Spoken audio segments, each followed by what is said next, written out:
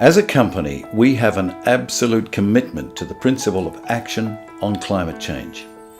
We're very proud of our values.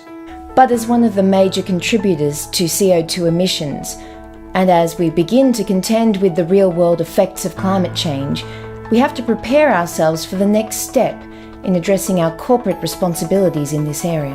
While the steps on the surface seem to be in opposition to our self-interest, the reality is, however, that they are actually in opposition to our self-interest. So we recognise what we call the gap. The gap is the problem of simultaneously holding two contradictory positions. On one hand, to act on our responsibility to humanity, but on the other hand, to deliver on our commitment to superior value for our shareholders. We needed to take a leap of faith. An intuitive step outside of the limitations of science-based argument. I'm proud to announce the company's new policy of fuck you.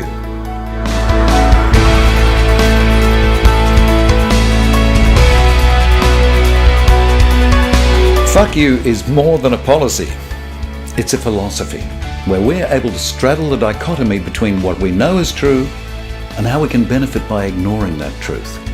Fuck you means we can be passionate about our values, but not act on them.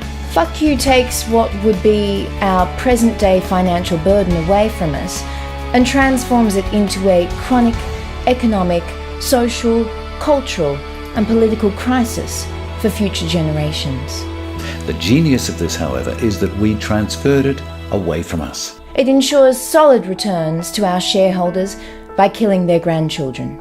With this policy, we delay action and leverage the gap, and are able to maintain our role as a global leader in destroying the planet.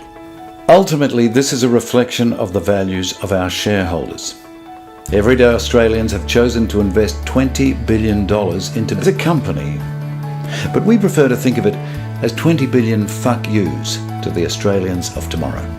There will come a day when my moral choices will no longer be beholden to the shareholders, and a wave of profound regret and a sorrow will engulf me as I realise with painful clarity the enormity of the damage I have perpetrated upon humanity.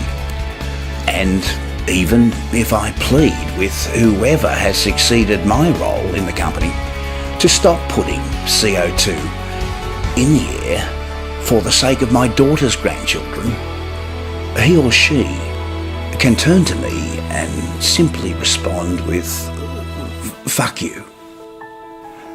And that legacy really does make me very proud.